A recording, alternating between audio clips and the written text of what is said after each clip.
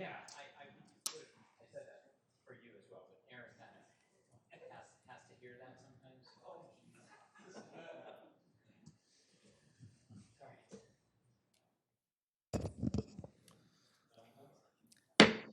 The Tuesday, September 5th meeting of the Eden Prairie City Council is now called to order. Please rise for the Pledge of Allegiance.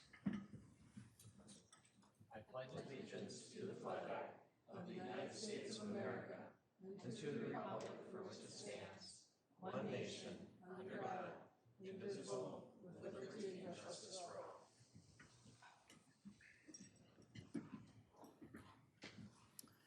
We have, I think, a generally, I don't know, but fun's the right word, but an enjoyable agenda at almost any city council meeting, pretty much all of them. I can remember a few maybe that weren't, but tonight particularly, anytime that we can have our school district here and do some watershed business, and it's just nice to have various groups that we partner with in the audience.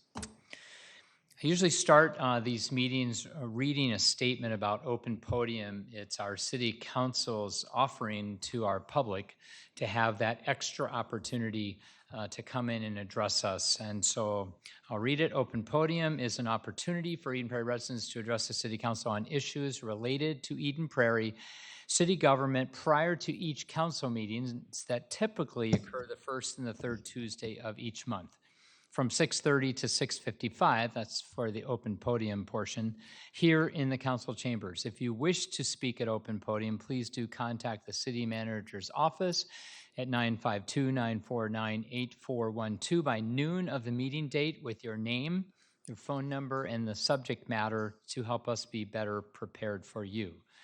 Open Podium is not recorded or televised. If you have questions about Open Podium, please do contact the city manager's office. Tonight, we have embedded in our city council meeting a very brief Housing Redevelopment Authority, HRA, meeting. State statute mandates that each municipality have an HRA authority body. Cities get the option on who should comprise that. Here in Eden Prairie, the city council is the HRA authority. So, Mr. Getcho, I call this HRA meeting to order, and I'll throw it back to you. Thank you, members of the HRA. So we actually have two pieces of business, but the one is the minutes of the previous meeting. And so we always do that when we hold an HRA meeting. We have the minutes of the previous meeting, but I'll talk about the other item as well, and you can take action on both. September is the month where cities in Minnesota, by the end of September, need to set all of their preliminary tax levies for all their jurisdictions. Later on in the meeting, I will be talking about the budget and tax levy for the entire city of Eden Prairie. This would be the budget and levy for the HRA. As you mentioned, Mayor, the specialized organization made up of the council that can take on housing and redevelopment activities. Our levy and budget for our HRA, mainly for decades, has consisted of the staff time that we devote to many of our housing and redevelopment projects at Eden Prairie. So that levy amount this year is $210,000. Again, for the last probably 20 years, it's been anywhere from $190,000 to $210,000. As you know, we have many different funds and many different programs to distribute housing aid, but we use our levy, our tax levy, for some of the staff time to spend on those projects and initiatives. We ask that you set the preliminary levy. This is the ceiling that you can set. You could lower it at a future date. That will not be our recommendation, as you will also see with the city budget, but that would take place in December. So you're setting a ceiling, a preliminary levy, and then we will come back in December for final budget and levy approvals. Great. Council, is there a motion first to approve the minutes of the HRA meeting that we held back on April 4th, 2023? I move to approve the HRA minutes from April 4th, 2023. Is there a second? Second. Any discussion? All those in favor say aye. Aye. Opposed? All right, moving on then to the resolution approving the proposed tax levy. Any additional questions that you have of Mr. Getchell or comments? Again, this has stayed pretty flat over the, in fact, it was 200,000, I think, for like 12 years. We just Correct. did not raise it. And we could actually be putting more and more money in to do certain other initiatives, but we're funding those through other sources at the time, so.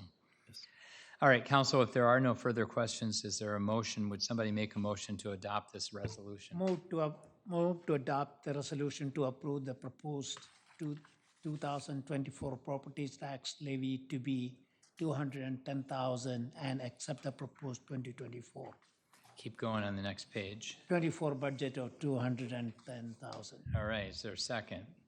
Second. Any further discussion? All those in favor say aye. Aye. I oppose. All right, is there a motion to adjourn the HRA meeting? I move to adjourn the HRA meeting. Is there a second? Second. Any discussion? All those in favor say aye. Aye. Opposed. School district people, anytime we have high school kids here from classes and they're taking notes and they hear that we're adjourning the meeting after like 1.7 minutes, they're like, what? Yeah. And I'm like, no, that was just the HRA portion. They're like, oh, you all didn't get that excited there, so. All right, moving back into the Eden Prairie City Council meeting. We do have, it's always exciting, but this is a fun part of the meeting. We do have a proclamation and then the acceptance of a donation as well. So, Mr. Getchell. Thank you, Mayor and council members. You may recall, I think it was actually not tonight's workshop, but the prior workshop, city council met with school board, city staff and school staff. So we got to hear a little bit about some of the exciting plans for their 100-year anniversary. Tonight, it's an opportunity for the mayor to have a proclamation proclaiming and declaring the 23-24 school year as the 100th anniversary. But we do have here with us, we have 3 school board members, our superintendent, and another cabinet member in the communications marketing area as well. I don't know if you're all coming up and you're all speaking, but we hope that you could say a few words about the anniversary and the mayor will read the proclamation. All right. This is near and dear, truly, to my heart. I was a teacher in the school district for 33 years, but I ran history projects. I actually got small grants for probably 4 years, from 88 to 92. And I had in my classroom Sheldon Douglas, Smith Douglas Morehouse, Smith Cafe. I had Sheldon Douglas, a 99-year-old at the time in my classroom, who was the first chair of the school board at the time that this school was authorized and built. And so I feel, like, I don't know, connected very much to the historical consolidated school. And of course, I have to mention my wife, as president of the Eden Prairie Historical Society, has been working hard not only to save that gymnasium, which is the historic gym. It's the largest community historic space in the city of Eden Prairie. And thank you, school district, for prioritizing that as well. And thank you, because my wife is so much happier, but thank you for prioritizing saving that gym in the school. And all of you know the brick is just beautiful, and people have always commented over the 10 decades what a beautiful consolidated school we have in so many cities. Bloomington, Hopkins lost theirs, right? Have lost their consolidated buildings. And the fact that we have it is very, very special. So here is a proclamation that the City Council is declaring this evening, or proclaiming, or both. Eden Prairie School District 100-year anniversary. Whereas, since Eden Prairie's earliest days, our residents have believed deeply in the power of community and the importance of education. And whereas the first log schoolhouse in Eden Prairie was built in 1854, right where the Marshall Farm Market is, and served as a community gathering place. In fact, the town board of Eden Prairie held its first meeting in that one-room log cabin on May 11th, 1858, which is also the birthday of the state of Minnesota for you history buffs. And whereas in the years that followed, residents of Eden Prairie attended joint school districts, we had, well, in neighboring communities once they hit 8th grade. Whereas in March 1924, the Eden Prairie Consolidated School welcomed students back to their hometown in a brick building at the top of School Road that still exists today. And whereas the consolidated school continued to serve as an important gathering place for all Eden Prairie residents, providing space for movies and voting and weddings and clothes ironing. I understand my wife mentioned that at the kickoff ceremony. And it was one of the first buildings to be electrified in all of Eden Prairie. That's why it was along the railroad line. Whereas the mission of Eden Prairie Schools is to inspire each student to learn continuously so they are empowered to reach personal fulfillment and contribute purposefully to our ever-changing world. That's well written, you guys, whoever came up with that. That's good. And whereas Eden Prairie Schools, staff, students, families, and community have worked continuously for the last century to fulfill that mission, boasting some of the highest levels of academic and extracurricular achievement in the city and state. And whereas as it embarks on an exciting centennial year, Eden Prairie Schools will remain a vital pillar of the Eden Prairie community and continue inspiring each student every day.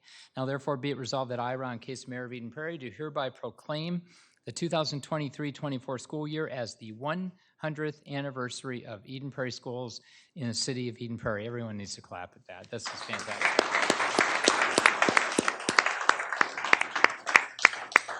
Signed, Ronald Case, Mayor, on behalf of council members Kathy Nelson, Mark Freiberg, PG Narayan, and Lisa Toomey.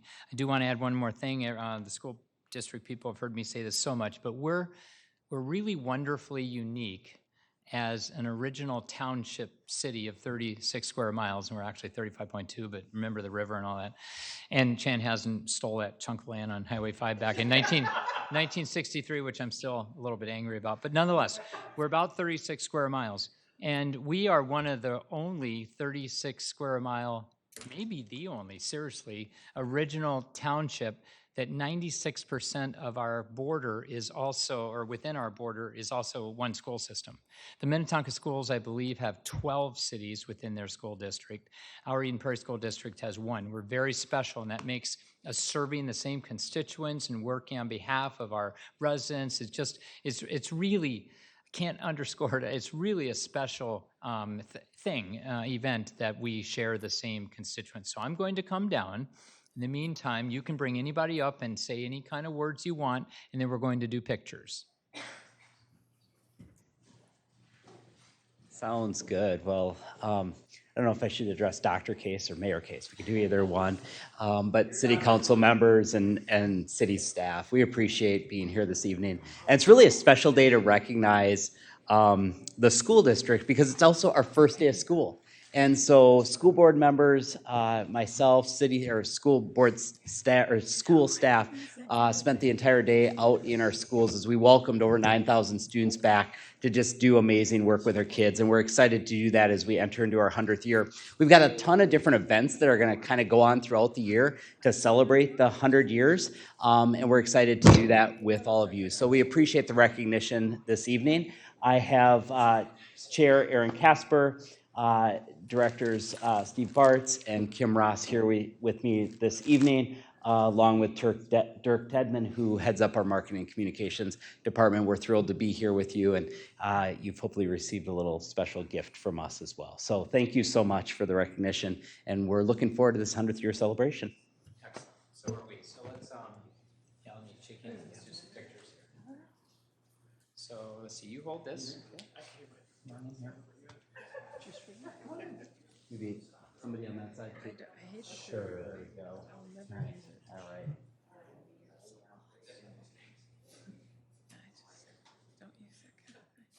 We got Dirk here. I think he's gonna absolutely. take a couple too. Awesome. Thanks for coming. Thank you. Thanks a lot, Ron. Thanks, you guys. Thank you. Thank you. Thanks, Sarah. Hi, Kim.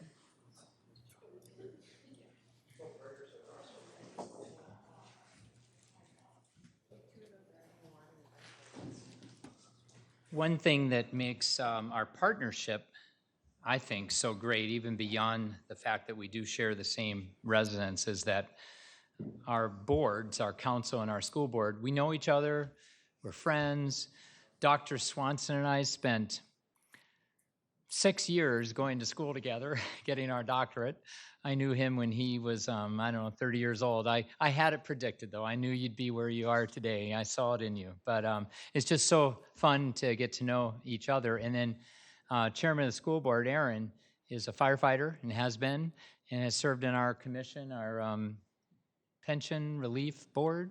Am I getting that right? Yep. As chair, I believe. So we're just so networked and integrated between our groups. So thank you. Thank you for all you do for Eden Prairie, and we love knowing you and partnering with you. Thanks. Thank you. All right, where are we here? So we are at the accept donation from the Elite Spine Chiropractic. So Mr. Getchell, should we go right to Mr. Lighthammer? Yes, indeed. Your Honor, council members, this is a donation from Elite Chiropractor, and it is for the Fall into Fitness program, which we're getting ready to kick off. It's one of our ways at the community center of welcoming back people who maybe have taken the summer off from their fitness routines and goals. And so we have a lot of classes for people to try and experience, and also help them become members again and get back into that routine. So we really appreciate them helping us with this event. I know this evening we're going to approve a I should have memorized it, $3 million, am I close? Yes, you're close. Okay, budget. And I know therefore the feeling might be $250 donation. Why doesn't the city just spend that? And we could. However, all these $250 and $500 donations, they just expand what we can do. And they also add spice to our programs. I think a lot of times the money comes in saying, we'd like it applied to this kind of event. And that makes it special. So we really, really do appreciate the added donation. So council, is there a motion to adopt this resolution accepting this donation? Move to adopt the resolution accepting the donation of $250 from Elite Spine Chiropractic for Fall into Fitness. Is there a second? Second. Further discussion? All those in favor say aye. Aye. Opposed? All right. Moving on to the agenda, I believe Councilmember Narayan has one Councilmember report agenda item to add. Anybody else? And then there's a motion then to approve the agenda with the one addition. I'll move to approve the agenda with the addition of Councilmember Narayan's addition. Addition, absolutely. That's well The said. addition of his Is there a addition. second? Second. All right. Any further discussion? All those in favor say aye. Aye. Opposed? All right. Minutes. Are there any item or anything within the minutes? Any edits? Any corrections that you wish to make prior to us approving both of them? Either the workshop back on August 15th or the council meeting. If not, is there a motion to approve them both?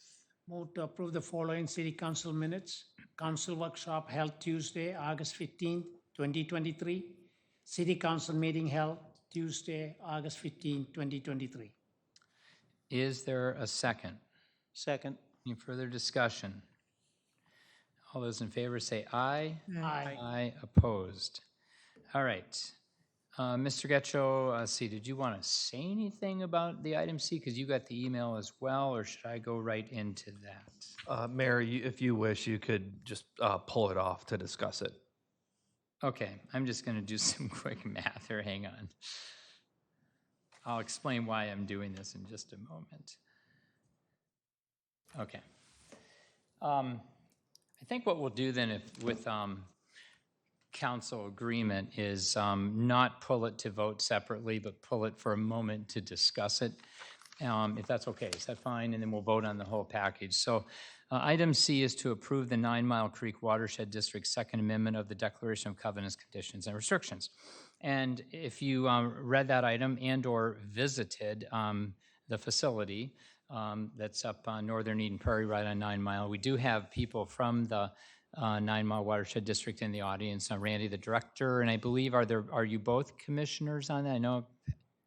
Both managers. Okay, managers, thank you. I don't think we need you to speak, but I would like to actually formally introduce you. And I don't know, I'm sorry, sir, I don't know your name, but Randy, could you just come up maybe and just do that one thing, just introduce your managers and then go back, and then we'll share some thoughts and comments. Also put a face to your name since you are the director of this watershed district.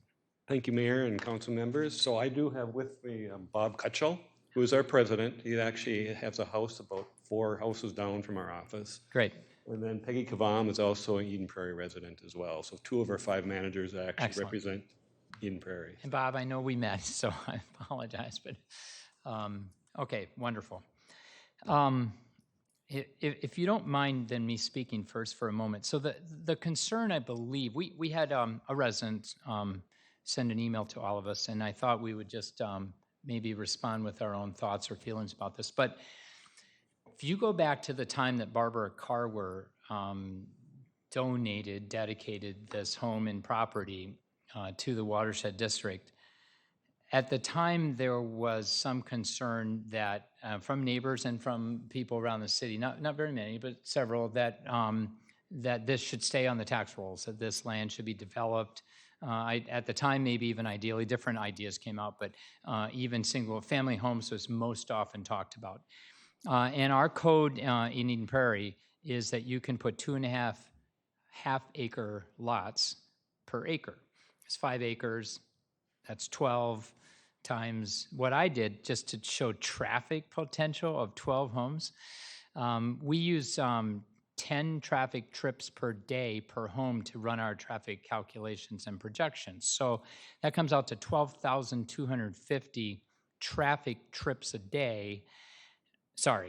year annually, if we had put the amount of homes that would have been reasonable for a developer to place into that land.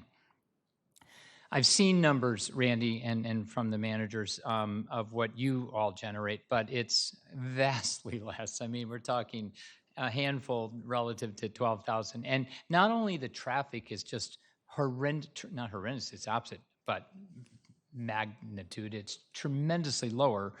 But the value to our city of having a watershed district headquartered offices in our city is huge.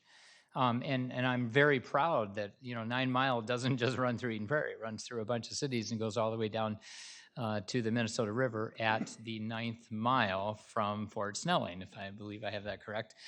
And therefore, the idea that we just really are smart, just kind of cuts across the corner up there of Eden Prairie, but the fact that we are so privileged really to have this headquartered in our town, I'm so proud of. So I understand the concerns that this letter to us, I understand it, I don't agree with it, had that over time, if the watershed district keeps coming back we want to add 2 more employees now, and we want to add 2 more meetings per month. But it's still going to pale, even if they do that every year for the next 10 years, it's going to pale compared to if we'd put 10 homes in there, 12 homes at 10 trips per day. So I found this perfunctory, meaning it was fairly routine, almost housekeeping, for us to allow them to a little bit better do their job. And furthermore, with post-COVID and hybridization of workforce, you're not even getting all of your employees there on a weekly basis.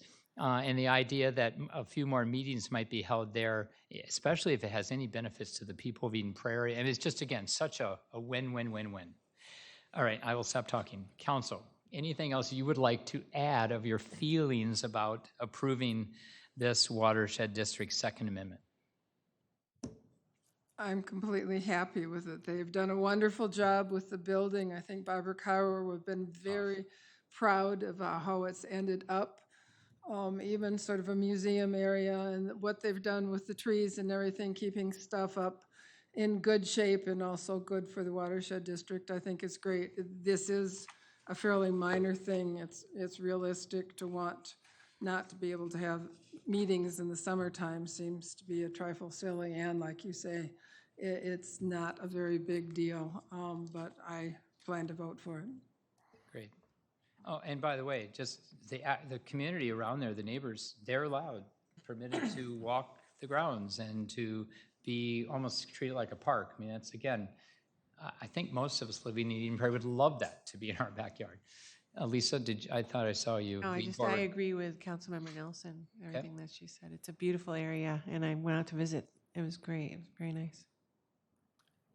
I did know Barbara well, and I was over at her house 10 times prior to her passing away, and she would be thrilled. She just would be thrilled. I know that. She, inasmuch, said that many times. And the fact that the main core, the bones of the house have remained, she would love. Okay, anything else? If not, we didn't formally pull it, we simply discussed it, so you can go ahead and make a motion on approving items A through I on the consent calendar. Move approval of items A through I on the consent calendar. Is there a second? Second. Any further discussion? All those in favor say aye. Aye. Aye, opposed. All right.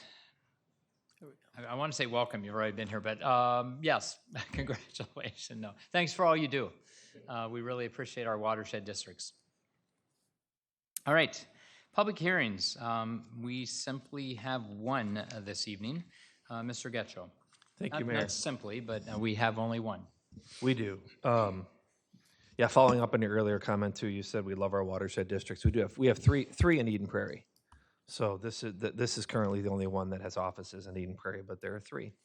Public hearing. So we have a public hearing, no action required, for our consolidated annual performance and evaluation report for the city's use of our community development block grant money. So we are required to put a report together that, in a plan that talks about how we are going to spend our CDBG money. As you know, when we distribute the money, we hold public hearings as well and take action on how the funds are distributed.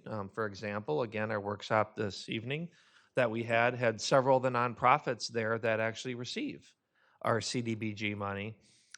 This simply asks that the plan, which is in the packet, and applies to any city that receives funds directly from the federal government, to simply just hold a public hearing and take any comment, pretty much, on behalf of HUD and the city on our plan. There's no requirement to vote on the plan or take any other action.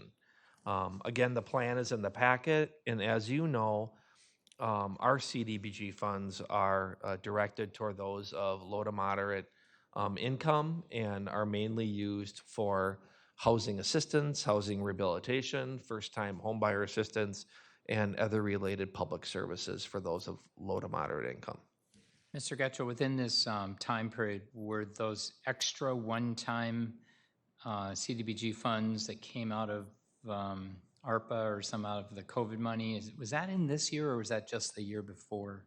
So that's a good question, because the plan period, I believe, is a 4-year period, Mayor.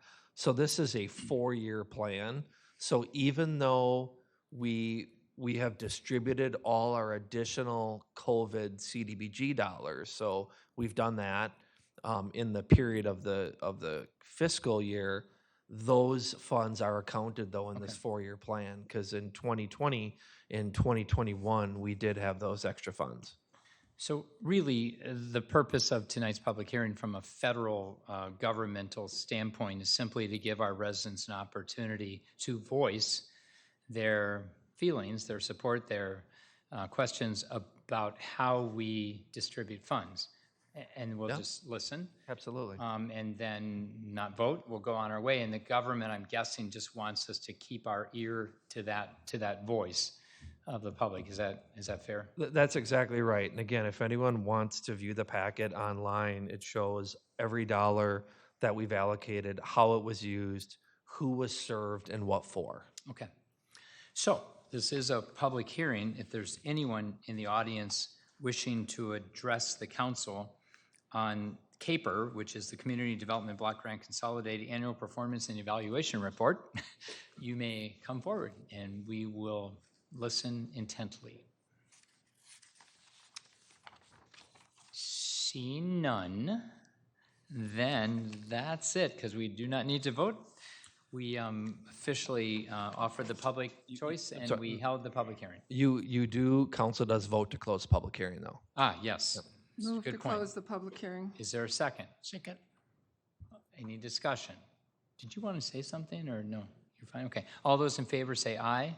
Aye. Aye, opposed. All right. Moving on to payment of claims. which are all the expenditures of the city. In the old-fashioned days, it was all the checks that got written.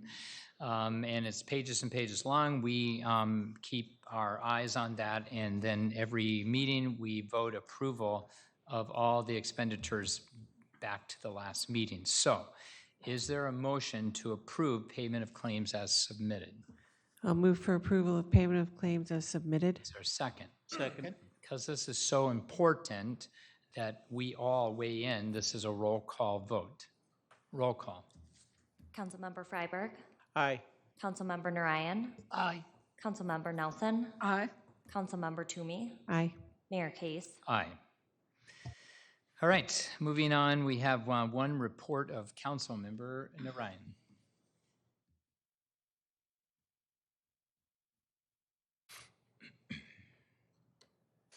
So, Councilmember Freiber and I, we are a Southwest Transit commissioners. And last few days, Southwest Transit transported 77,000 riders, 77,326 passengers to the state fair. Does that count both ways or one way? Is that individual unique? Both ways probably. It's count as So both it's ways. possibly 38,000 or whatever. Assuming they individuals. are coming back. Good point.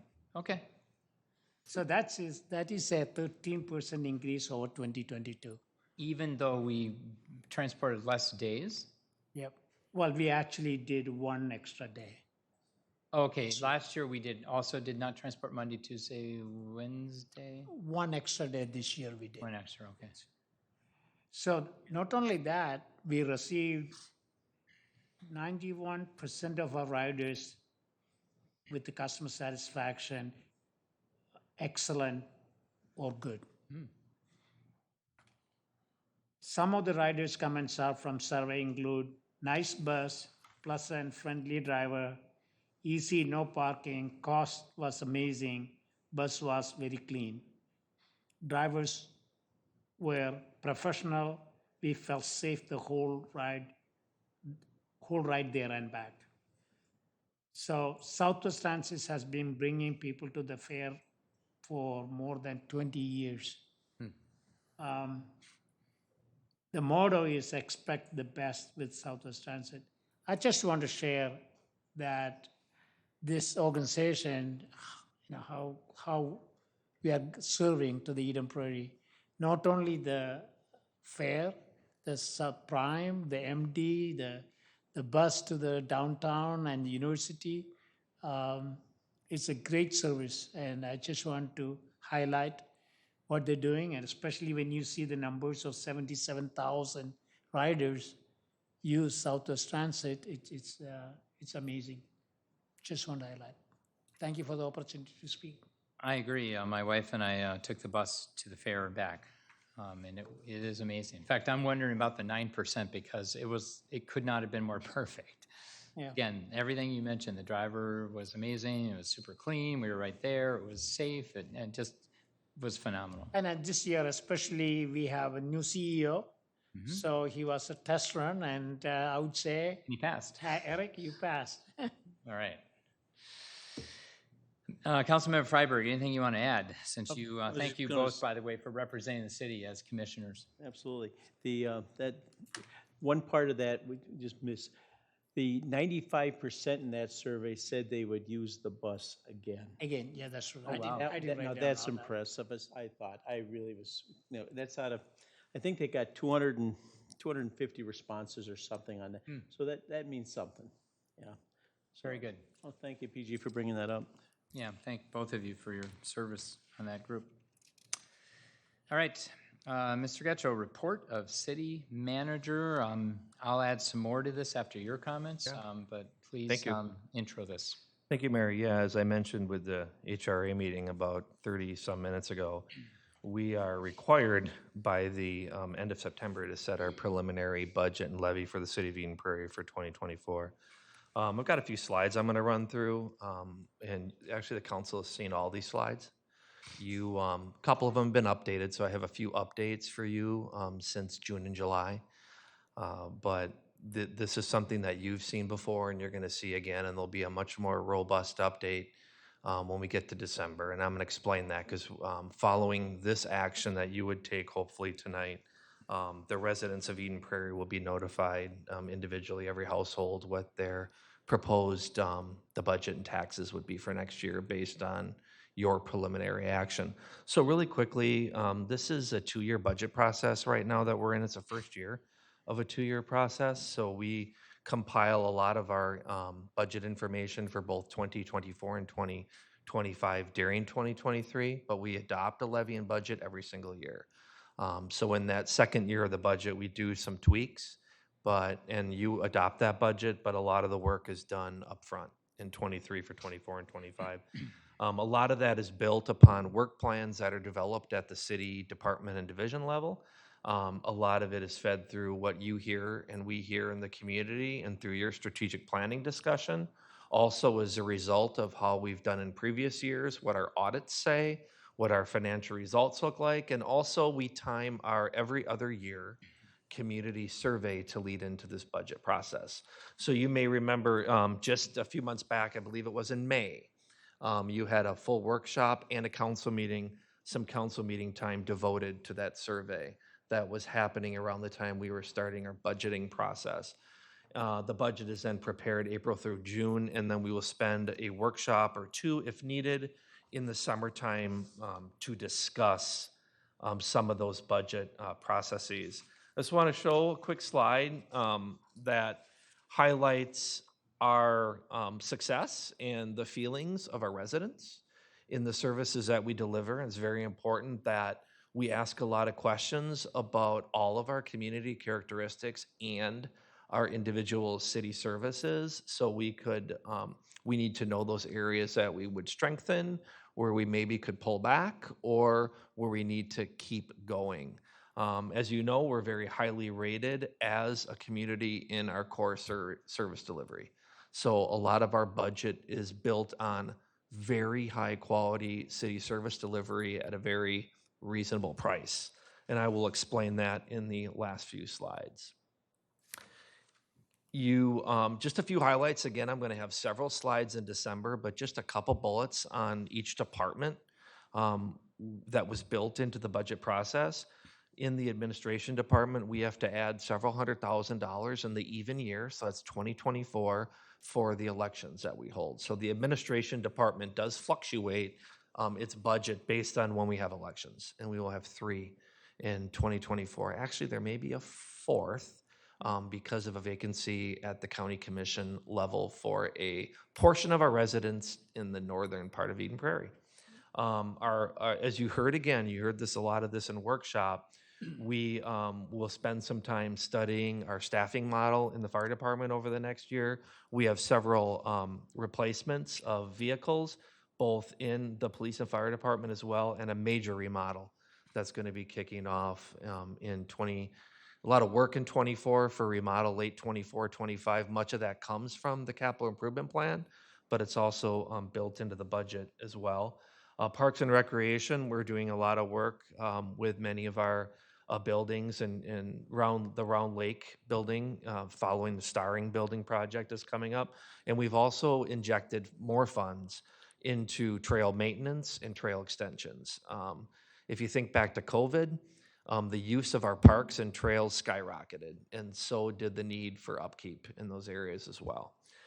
In Public Works, we continue to invest in our infrastructure, and we do a lot with sustainability. We've spent a lot of time talking about our climate action plan. In community development, we've got a lot going on with our race equity plan and several of the housing and community services programs. Community-wide, we continue to invest in city events and city activities, council outreach, council engagement, and a lot of different events and activities, and staying on top of the latest in technology. We are seen as a leader in local government with trying to be on top of and be ahead of many others when it comes to technology, 24/7 service delivery, being a 24/7 city hall.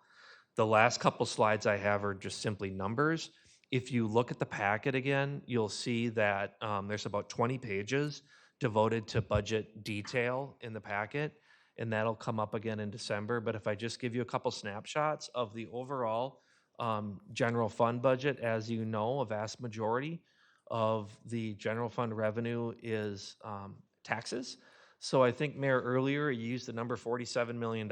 You'll see that the tax levy is more in the range of $43 million. The overall budget, and you'll see that next slide is closer to 60 million. But the general fund revenue budget proposed for next year is about 56 million. And you see, again, about a 5.7% increase in the tax collection. I'll get to that in a few slides, but that's a preliminary number for the tax levy. We're seeing a smaller increase in licenses and permits, but that would be all the development permits that we receive. A larger jump in intergovernmental revenue. We receive very little from any other level of government, but we do have contracts and agreements with other government agencies that we're seeing an increase. Our charges for services is our highest area of revenue increase, and the good news there is that's tied to the community center, and we are seeing our post-COVID rebound. So as you know, we devoted almost all of our COVID relief money to revenue loss in the Parks and Recreation area, namely the community center. That's where we put much of our dollars toward, and we're finally seeing that bounce back. It's not quite to those 2019 levels, but we're getting there as well. On the expenditure side, again, it's broken down into the 6 main departments of the city. I mentioned earlier, elections. The community development budget is very flat. Police and fire are probably up in that 6 to 8% range because that's where most of our personnel is, at least with police. And much of what drives our budget, you'll see in the next slide, are wages and benefits. But we have a lot of inflationary pressures throughout. And so you'll see that in the 3 departments, Park and Rec, Police and Fire, a lot of inflationary pressures on supplies as well, and insurance costs. Public Works is actually down, and a big part of that has to do with the update of the franchise fee that the council did. We were able to take even more of some of our general fund road maintenance money out of the general fund, dedicate that into our transportation or road improvement funds that the franchise fee goes towards. So that's a positive to the general fund as well. But you can see that when all is said and done, you're looking at an approximate 5.7% increase in expenditures. And then when you add up what those changes are, so these are just changes from 2023 to 2024, and you break down all those separate areas, again, 75% of all additional funds that we would need to collect next year are wages and benefits for employees. And then in the other category, that includes pretty much everything that would not be wages and benefits and maybe other fixed costs like utilities. Those may be supplies or other items. That's going down. And that shows you that, we've talked about this, that we don't necessarily plug in what was last year's line item for a certain area and just put that in and add 3%. We do examine, I think zero-based budgeting has come up before. We examine all of our costs. So if we're able to adjust costs and save money, we'll do that. And we're actually doing that in the other area. And then finally, I just want to add, in a lot of the area of the facilities and fleet, and information technology and electricity, aside from the costs of the upgrades in those areas, and we do want to stay up to date with our sustainability initiatives and technology, our energy costs are going up about I believe it's $293,000. But if not for savings in a lot of the sustainability work we've done, we would have had to add another $138,000 to that. So it's actually 32% lower than what the typical budget would be through a lot of our work with solar and HVAC and electrification citywide. Last couple slides show you, council members, the proposed levy and budget for 24 and 25. So if you look at the general fund budget that I covered, that's the 5.7% increase. But if you reduce which we are planning to reduce a little bit of our debt budget. The overall city budget increase is 5.1%. And then if you look at the tax levy, we have a general fund tax levy of 5.7%. But again, when you look at that reduction in the debt levy, it brings it down to 5%. And this is probably the change from the summer when I mentioned that I think we were looking at somewhere in the 5 to 5.5% range because we did not know where our fiscal disparities distribution would end up. It's not completely finalized yet, but this apparently looks like another year where we're a loser. So that drop actually in 6% means that we're actually paying out over $160,000 more in actual dollars to the program than we did last year. So we had to kind of set that as a placeholder in the summer at 0, and that would have actually probably brought the levy closer to 5%. But our growth in commercial tax base, and I can explain the program a little bit more in December. I don't want to get too much into it now, but all cities in the 7-county metro area have to pool all their growth in commercial industrial tax base between 1971 and today into a pool. Eden Prairie having a lot of commercial and most, well, 95% of our development since then, we are one of the largest contributors to the pool. We've been third actually in the metro. And so that trend continues, but we're still able to bring that tax levy to 5.6%. Looking ahead to 24, this could change, but we're actually looking at a budget under 3% in 25 and a tax levy at 4.5. So that shouldn't go unnoticed. A lot of the additional costs that we're putting in 2024, we don't have in 25. So those 25 numbers actually, for now, are very low. The proposed tax impacts. This is something that we've also updated since the summertime.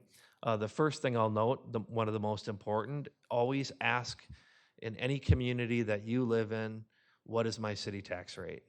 My city tax rate is, your city tax rate is something that you can compare across all government jurisdictions in any city. Everyone's house has a different value, but the value of your home gets multiplied into that tax rate to get your individual property tax. And so our rate has steadily dropped for the last 5 years.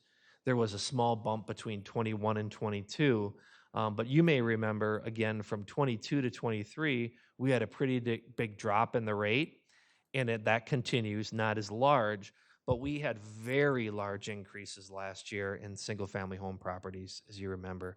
We actually had a few special presentations by our city assessor about the rate of increase in residential property based on sales in the state. And so what we were looking at last year was the single-family homeowner was taking more of the brunt of the increase. And so I could say that the city's tax levy may have been 4.5% last year, but if your house went up 19%, your tax may have gone up maybe 6 or 7%. I mean, the good news was it wasn't going up 19%.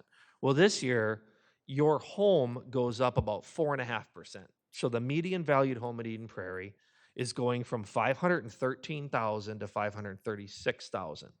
That's going to be the median valued home. That's a 4.5% increase. 2 years ago, it was well under 500,000. We had the 19% increase up to 513 2 years ago. That should equate to a $61 increase or 4% increase in that median values home taxes. So actually that tax increase is less than the growth in the property. Point being, if your home value only goes up maybe 1% or 2%, your taxes may be flat. Your taxes may not go up at all. Conversely, if you put a major addition on your home and you see the value of your home go up 10%, your taxes might go up 5 or 6%, because as you know, it's all based on the value of the property. And commercial property is lower than residential, but if I showed you a slide from last year or the year before, I think at least for 3 years, if not more, but for sure 3 years, commercial property taxes have been down. This is the first year that I can recall in the last 3 or 4 years that on a $2 million commercial property in Eden Prairie that the tax even goes up. Again, last year it was down almost 5%. So there's less of that shift this year. In comparison to communities around us, and as the council knows, we don't set a budget and a tax levy based on what anybody else does. We base it on our own needs. But I think it's good news when you can report that we've been very competitive with some of our neighbors, similar size suburbs. These numbers are from last year. So just a refresher that we were very competitive in terms of where our levy was last year. This year, these are preliminary numbers, so these could be lowered, and I know some cities are planning on lowering these, but we, again, at the preliminary point in time, are at the bottom, once again. So even though we're looking at a 5.6% levy increase, much of it to do with inflationary pressures in our budget, we are still very competitive compared to our neighbors. Some of those cities, and that's why this is just preliminary, that are reporting levies in the 8 to 10% area usually talk about coming down maybe 1% or 2%. I don't think they're going to come down to the level that we're proposing. And I think you know this as a council as well, that there has yet to be an instance probably in the last 12 years where we have requested a change between the preliminary budget and levy and the final budget. So it is absolutely our intent that this levy and budget be what's approved at the end of the year, but you have the ability to lower that levy if you so desire. Some cities do set maybe a 10% levy and continue to work away in the fall to lower that levy. We have not done that. The residents of Eden Prairie will receive a notice that would give them their proposed tax for next year, and that notice will say that you can appear in this chamber on Tuesday, December 5th at 7 p.m., as has always been the case. And so we will have a presentation, hold a public hearing, and you'll consider that the budget at that time. We also have another workshop coming up that we will devote to all of the budgets within our enterprise funds.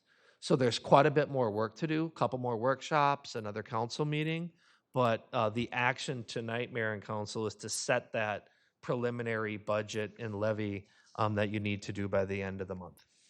And that's all I have. Oh, no, it's not all I have. Wait, I'm sorry. My new favorite slide.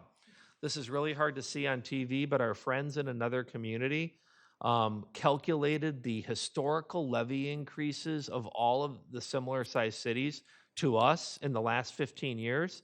And so now this is 15 years. Again, Eden Prairie is near the bottom in terms of the cumulative levy over time. And I think the important thing to add, and I know the council has said this, it isn't necessarily about having the lowest levy. It's having a reasonable levy, but the highest level of services. Good, thorough report. And I would add, maybe even more so than just having a reasonably low levy, would be having a reasonably continuing to lower tax rate. Mr. Getchell, would you agree? The tax Absolutely, rate? Yeah. yes, yeah. And, you know, we often get the question when we approve anything, developments, apartment buildings, commercial real estate that we approve, we often get the question, is it, for us, the five of us, is it just about the dollar? Is it just about building the bigger, more expensive projects and getting somehow money into our city? And I've always argued no, that we always look at each project for zoning, for who owns the land, do they have the right to actualize their property, the highest value, that whole thing. But at the end of the day, and this is at a macro level, not in an individual, like all of us, I'm sure, are perfectly fine if one 5-acre property somewhere someone wants to buy it and keep it open space. I mean, we're not just about driving the tax base. However, what Mr. Getchell showed us this evening illustrates that when your tax base does grow, and it grows strong and grows healthy, then the same amount of $47 million tax levy spreads then among higher valued properties, and each of us individually pay less, or at least pay less of a growth than what we would have. So it does, I mean, to have a healthy economy that we have development going on, it does positively impact your taxes forever. But again, that's at a macro level. We're not driven by that on a specific project that we're going to limit it or, or try to keep it open space or what we'd be accused of, trying to develop it at some high expensive rate. We're not trying to do that. But it does pay off in the end. Often people will sometimes say, hey, you're building, you're taking this land that had one house on it, and now you're putting 17 houses on it. Is that benefiting us? And it does. I mean, it also costs us more police, more fire, more snow removal. I mean, it costs us all that. But the net gain is that we do gain in the sense that more expensive homes now are taking on a tax burden, lessening our tax rate on each of us. So there is benefit. I thought that was interesting. I just wanted to make the comment that this is, as you said, our 5th meeting. So even though we're going to have a conversation possibly about it, we're not going to spend a whole lot of time because we've spent a lot of time in public settings where the public was always invited. This year, 5 different sessions, because setting the budget, in my mind, is the most important thing that a council does, ever.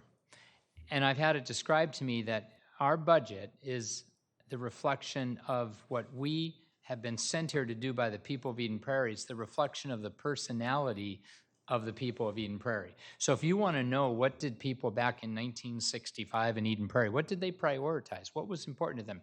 Check their city council budget. You will see where did they spend their dollars. So in that sense, it's the most important thing really we do all year, and we take it incredibly seriously. And we spend time on it, and we have phenomenal staff that bring us the information and the data.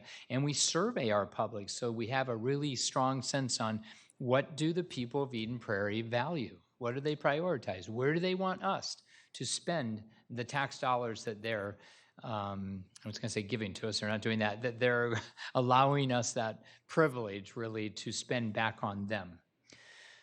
Okay, with that, council, this is not a public hearing, so we're just going to go right into a vote when you are done with your questions and your comments. So is there anyone that would like to speak to this? I have a Member question. Narayan. So is it possible, when you show the last slide, is it possible our property value going up faster than the neighboring cities, which cause our levy to be lower? That's hard to say because that's accumulation of what was levied as a property tax. So it's not, there might be an indirect tie, Councilmember Narayan, to value growth, but not necessarily, because it could also be tied to what are your other revenue sources besides taxes, your spending, the diversity of your tax base. But I would say, knowing the cities that are on that list, several of them have had some levels of growth actually that may exceed ours. I've used the example of in a couple recent presentations that the cities around us have built more apartment buildings than we have in the last 5 years. But we might have a stronger commercial tax base than a few of the cities around us. So we might have a leg up on that. But then again, we're contributing a portion of our growth and we're losing that to fiscal disparities. So I wouldn't necessarily say that is tied to tax base growth. And here's another factor too. I thought about that. If you look for 15 years that our levy has grown slower than others, one might assume you take a $500,000 house in Eden Prairie and you pick it up and you plop it down in any of those other cities and we're going to be lower. But where that argument falls apart is if people want to move into Eden Prairie, which drives up houses, then the same $500,000 house, I'm making this up, but might only cost $450,000 in some other town that is less desirable to live in.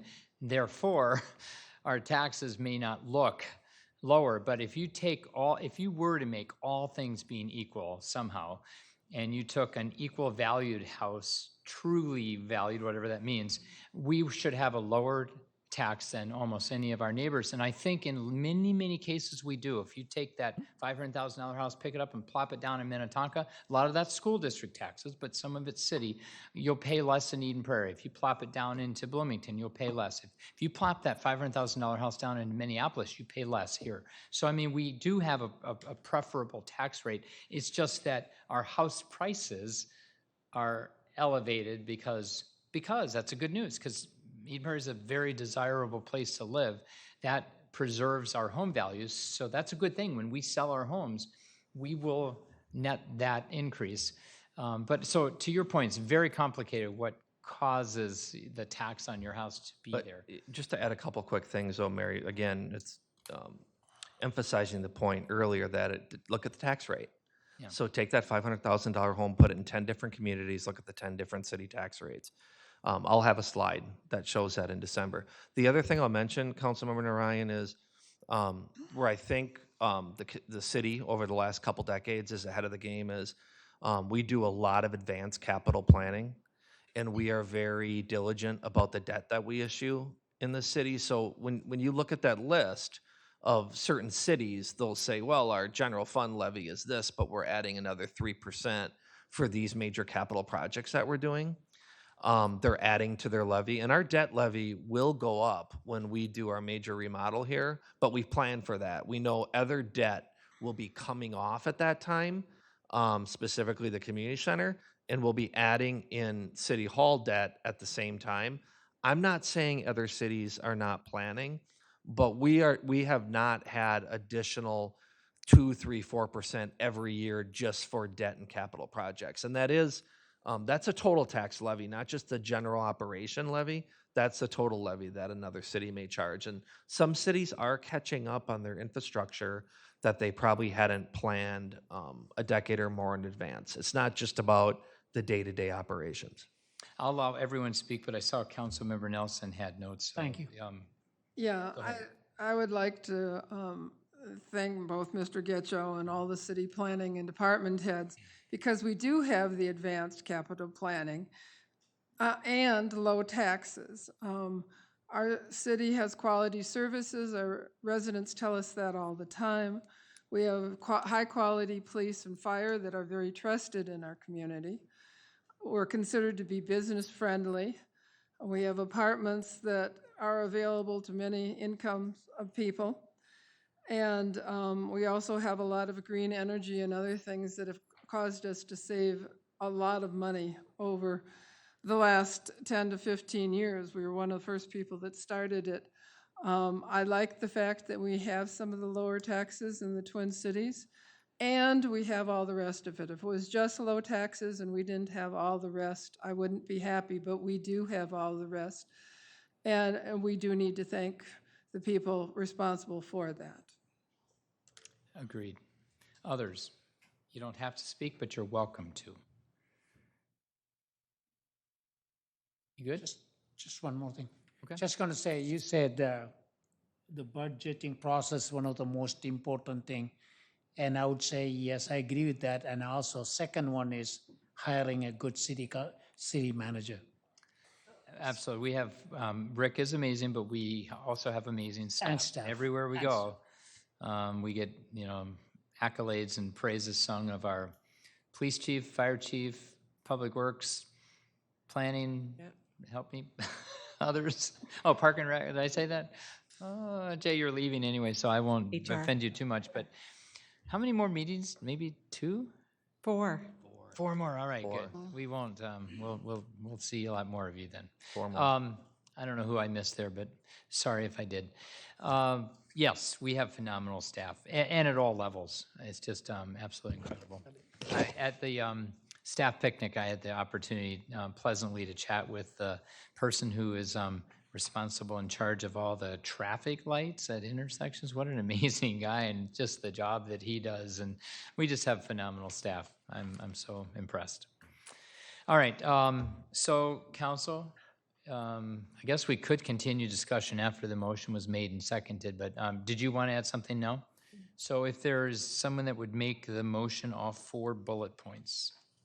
Move to adopt the resolution to certify the proposed 2024 property tax levy to be $47,138,752 and set December 5th, 2023 at 7 p.m.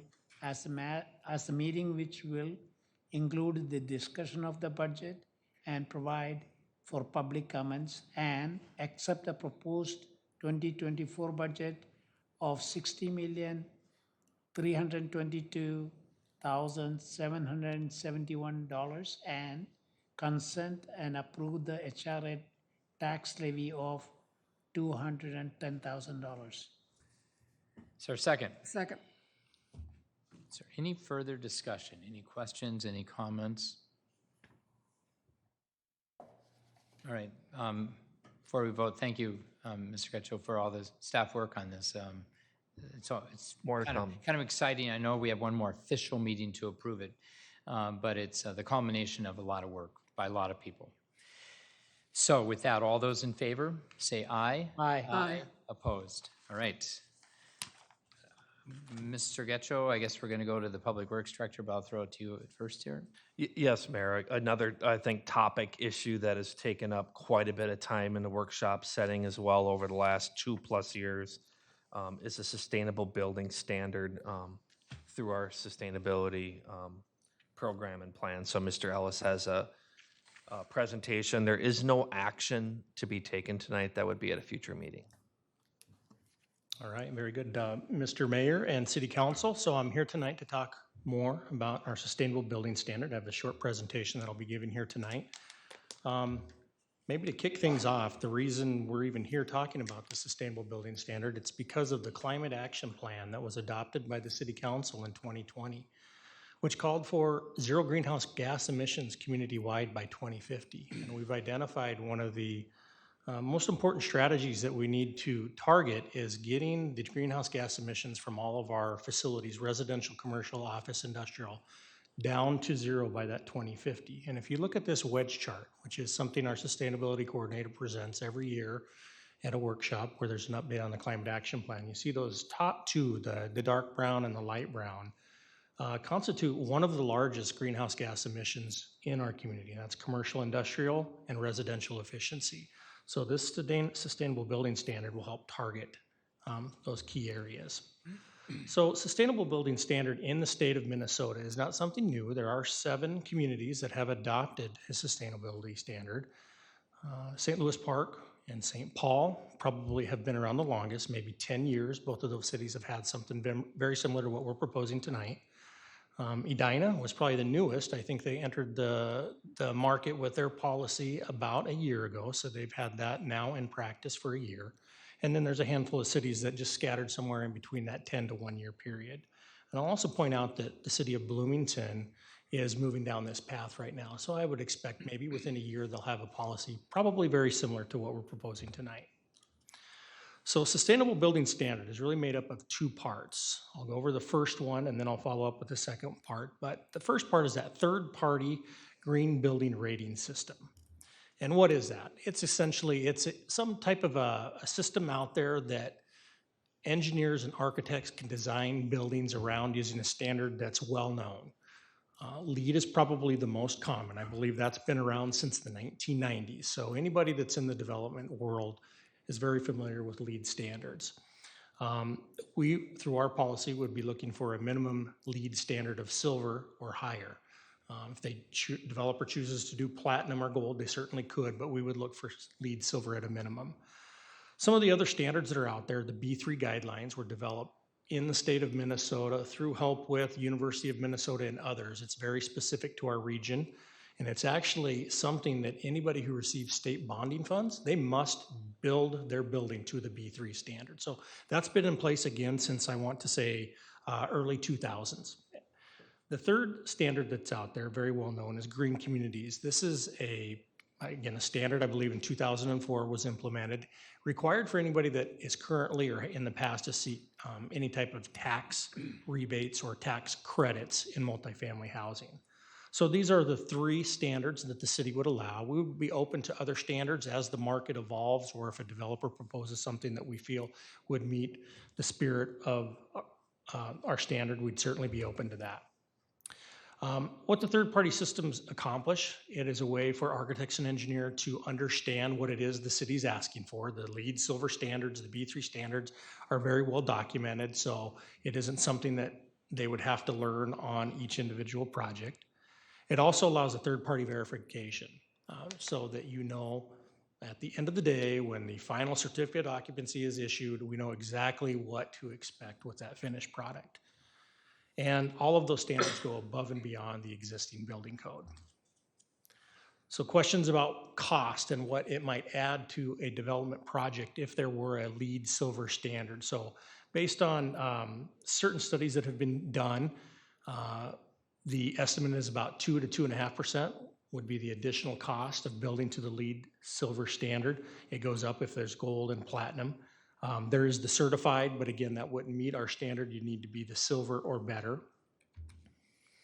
And then some other studies, Cushman and Wakefield had recently done a study that evaluated what the rents were for LEED buildings, what the market sales prices were for LEED buildings compared to non-LEED, and then what premium per square foot for offices. And you can see rents were increased over 11% with a LEED building compared to a non-LEED building. Average sale market prices were 21% higher than non-LEED. And in the suburban Class A office, the sales of the LEED building generated a 40% price premium over a traditional building. Robert, this is only new construction? This is only new construction, yes. New construction or large additions over 10,000 square feet to an existing building. Now, multifamily, again, you see some rent premium increases with the LEED building, 3.1%. Slightly higher vacancy rates, but these were offset by the rent premium. And then LEED certified buildings sold for 9.4% premium over non-certified. And again, those are the multifamily building.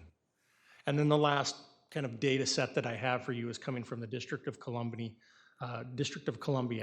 And when they evaluated large apartment buildings and newer commercial office buildings and looked at utility expenses, operating expenses, and average rents, you can see it was positive on operating and utility costs being a large significant decrease. And on the large apartment buildings, they saw average rents higher, 10% higher.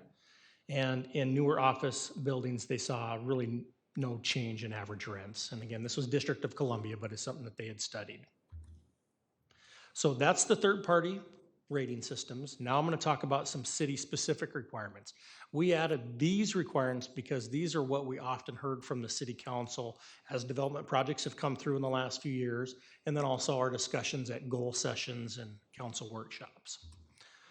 So those specific requirements revolve around electric vehicle charging capabilities and also building to a solar energy capacity capability for roofs. Starting with EV charging capability, we are looking at 3 categories of EV charging. There's EV capable, which means it is being developed with the electrical panel is being sized, and there is a raceway to get that electricity to where it's going to be used. Then there's EV ready, which means it's EV capable. It has the panel and the raceway, but it also has an outlet at the end of that so that you bring your electric charger that you might buy to plug in. Then there's EV installed or EV operational. That means you have all of that. You've got the electrical panel, the raceway, the wires, the conduit, and the charge port. So when you look at the different types of facilities for our single family to 4 family dwellings, we are looking to have at least one space is EV ready. On the multifamily, that goes from 20% capable, another 20% EV ready, and then 5% operational day one. And the reason the dwelling and the multifamily residential is a little bit higher than you're seeing in commercial and office industrial, that's because 80% of charging is done at home. So we want to make sure that specifically with multifamily, because retrofitting EV capability is much more expensive post-construction than it is during construction. And also looking at commercial, we've got 2% capable, 2% ready, and then 1% operational day one. And then office industrial is 5, 5, and 2. And you'll see there at the bottom, there are some notes where we allow, if you do a level 3 charger, the high capacity DC charger, that will take the place of doing numerous other slow chargers. So we do have, if they do want to get aggressive and put in fast chargers, then we will offset some of the requirements for the typical chargers. And again, there's also some exemptions for new nursing homes, assisted living, memory care facilities, just because they don't have the need for the vehicles that some of our traditional building does.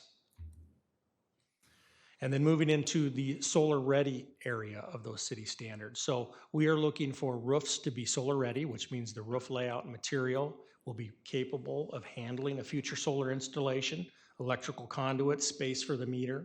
And we'd also ask for an evaluation of at least 5% of opening day energy use. If that can be provided by on-site solar with a 15-year payback, then we would require that that solar would be installed day one. If they can show that it doesn't meet that 15-year payback for 5%, then they wouldn't have to. And talking a little bit more about what type of projects would this apply to, it would be any new construction over 2,000 square feet that is requesting financial or land use incentive. And the reason we selected 2,000 is because there are a handful of projects that come in throughout the year that might be like a shed or a cold storage facility that's really not what we're trying to target. They don't use a lot of energy. It might be like a city well house, because this would apply to city facilities too. So we might have some type of cold storage facility that's very small that we would look at granting exemptions for. We would also include any major additions over 10,000 square feet to also apply this new sustainable building standard. Again, if they're asking for a financial incentive or land use incentives. And what are those financial incentives? It might be TIF financing that they would be requesting of the city, conduit bonds. Sometimes there's livable community grants through Met Council that we are a party to, or other Hennepin County grants. So if a developer is asking for that type of financial incentive from the city, the standard would apply. Also, if it's a land use incentive, if it's a PUD where they're not able or unwilling to meet our zoning ordinance standards for development, and they're asking for a PUD for waivers from those, then we would ask that the sustainable building standard apply. So again, it's a trade-off. It's something that they're asking for waivers or some type of an incentive. We would be asking in return for more sustainability with their project. And how does that compare to other cities that have a sustainable building standard? I have a number of them listed here, and you can see what the trigger might be. So for Edina, again, it's the financing or a PUD. St. Louis Park, they're the same, financing or PUD. Northfield, St. Paul, Rochester, they're only tying it to financial incentives. I've listed some of the EV charging capability, the renewable energy standard, the solar component. Some cities are requiring, well, it looks like almost all cities are requiring the EV charging capability with the exception of Northfield. And then on the solar energy standard, everybody with the exception of Edina is looking for some level of solar with their project. So I think that the standard that we're proposing is very compatible with Edina, St. Louis Park, what I'm hearing Bloomington will be doing, because we do want developers to have an ease of moving from community to community and understanding, well, what does sustainability mean to Eden Prairie? We can say it means a lot like St. Louis Park, Edina, maybe Bloomington. So we're trying to be compatible with our neighbors because we feel that having some uniformity in the market is advantageous for all of us. And then once adopted, I guess we would be looking to come to a future meeting, maybe as soon as 2 weeks from tonight for actual adoption of the standard. And then it would be implemented with all development applications submitted after the first of the year. So January 2024, moving forward, projects submitted would need to meet the standard. So with that, I can stand for any questions. Great. Councilmember Freiberg. I got a question, Mr. Ellis. Could you explain this again to me, the solar energy capability here, that 5%? I want to get a better handle on that. Yeah, certainly. So we would ask the developer during the planning stages to do an evaluation of their roof space, or if they want to do it on a parking lot, but somewhere on site, what would be the cost of providing 5% of your total energy need? They will know what their energy needs will be for the year. So they would run a cost analysis, do a cost-benefit analysis to determine the cost of that 5% energy, the space that they have, and if they can show that, hey, this pays back in a 15-year period, then we would look to have them install that as part of their building permit, as part of that construction. The problem I have with it is the word require. Okay, not saying it's not a good idea, but just the word right here, that's the way I interpreted the first time you said it. that if they can show that, then we would require it. I'm not sure I'd go along with that. No, advise, strongly recommend, there are big differences there, but the word require, I don't know if that fits, quite my thinking. Yes, and I will point out that the sustainability coordinator will oversee and manage this program, and any decision the coordinator makes is appealable to the city council. So as they come through their entitlement process, if they did show a 15-year payback and we were recommending that the council require that, they could appeal to the city council to eliminate that requirement. But I understand everything you're saying, Councilmember Freiberg. I have a quick question. Can I follow up on him though first? I just, Mark, Councilmember Freiberg, I'm processing this along with you. So I'm speaking out loud at the moment, but anytime we move into trying to mold developers into doing what we want them to do, we end up requiring. So I'm trying to figure out what's the difference, say, of this versus tree preservation. We require tree replacement, or parking, proof of parking. We require a certain amount of parking places per square footage within a building. So I'm not trying to catch you or trick you. I'm really trying to learn. But what makes this, in your mind, different? Dollar and cents. I can't see, I have a real problem when we get too heavy-handed. And that's what I'm looking at here. That's not a cheap venture, there's no question about it. I got no problem at all suggesting, strongly recommending, but when we start getting too much into mandating, I guess that's almost the way I'm looking at mandating on that, and something that I'm looking at could be awful expensive. That part of it bothers me. Having the roof ready and everything else, hey, no problem. I get all that, but I believe it should be voluntary. I just have a hard time in something like this, just saying, boom, mandated. Let me keep probing here to help me too. So what's the difference between mandating EV charging, which is money, and in some cases very expensive, especially if you have a 100-unit apartment building, you're going to mandate that they have solar charging plugins already, versus this that actually comes back at cost zero. I mean, after 15 years, it's payback. If they don't get the cost reimbursement, we don't make them do it. So only if there's payback do we add the mandate. EV chargers, we don't even have any payback. We're just mandating they spend money. I'm just trying to probe in your mind, what's the difference?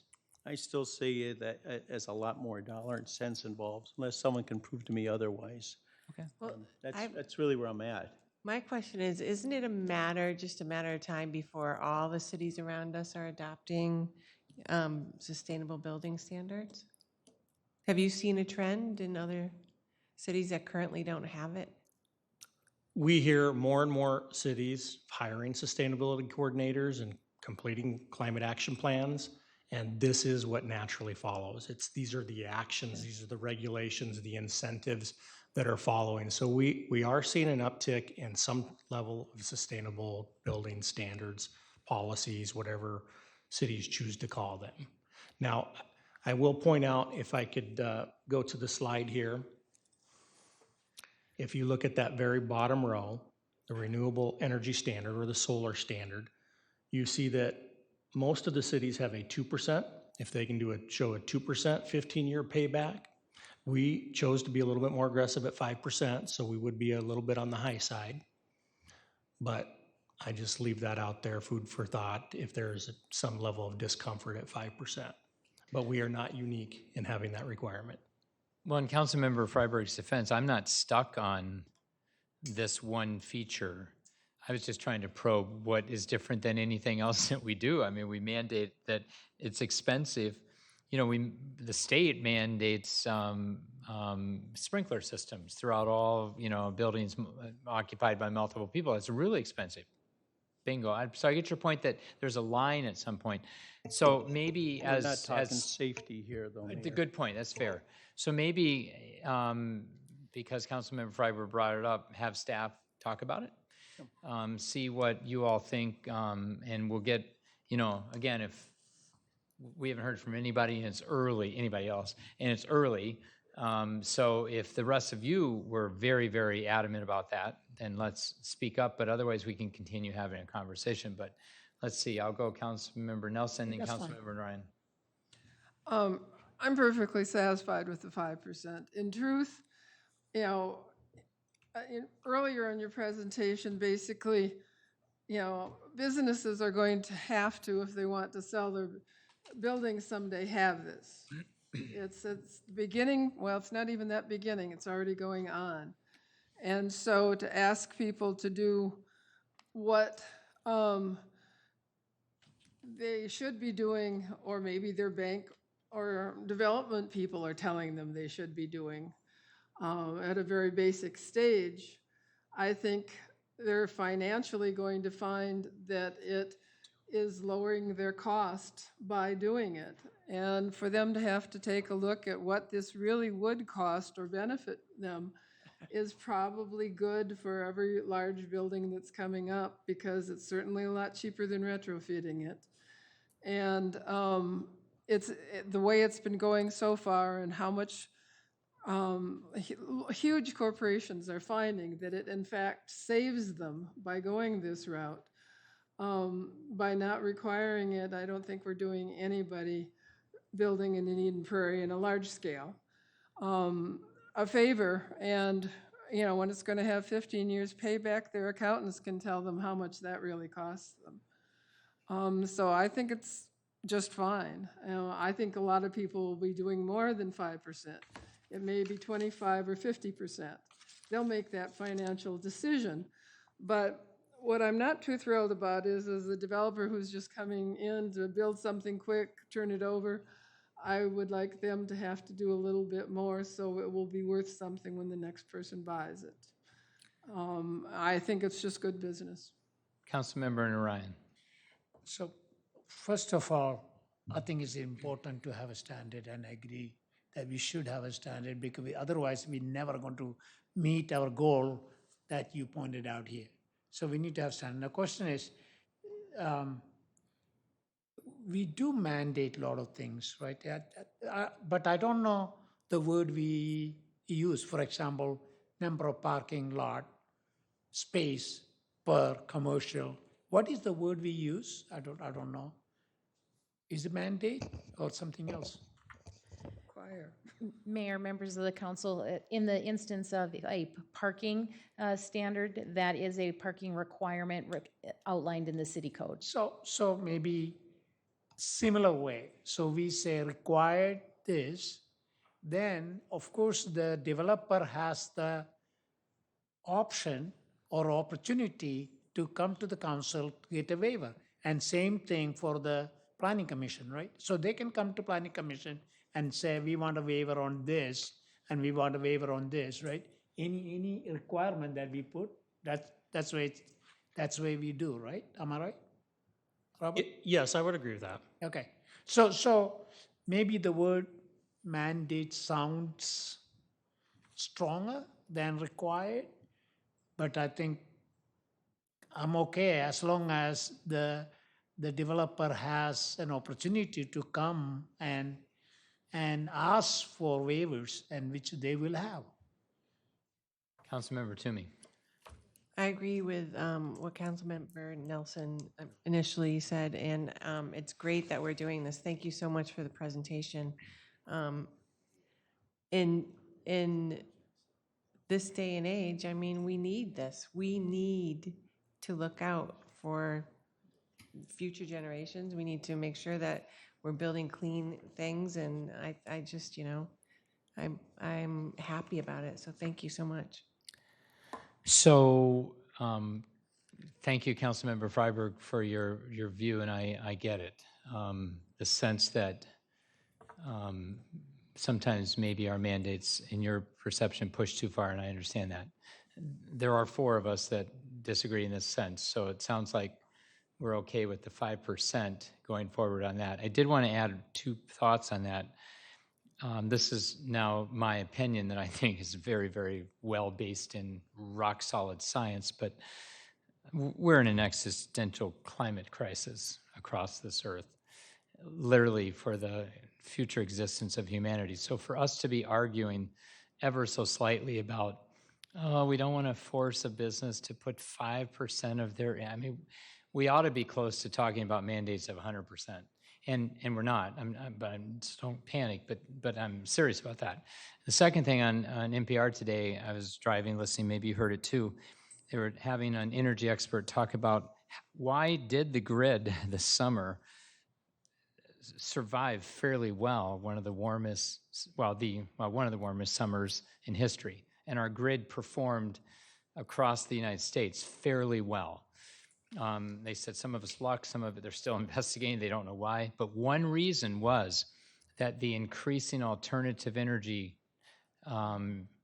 creation, what am I trying to say, generation, is a good example. And we need to have the alternative energy generation be up at 50%, 70%. And if we're going to save the earth 100% by 2050, and then we even so won't save it the way that we had hoped.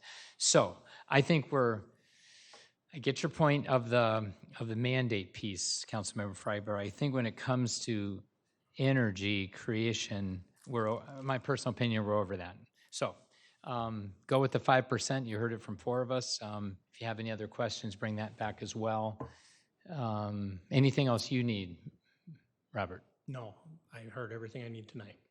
So there was no action required here. Thanks for all your work on this. And it was a council direction to work out our sustainability plan and get to the 2050 and scaffold it and all that. So thank you. You're doing exactly what we had hoped and had directed you to do, or at least to oversee doing.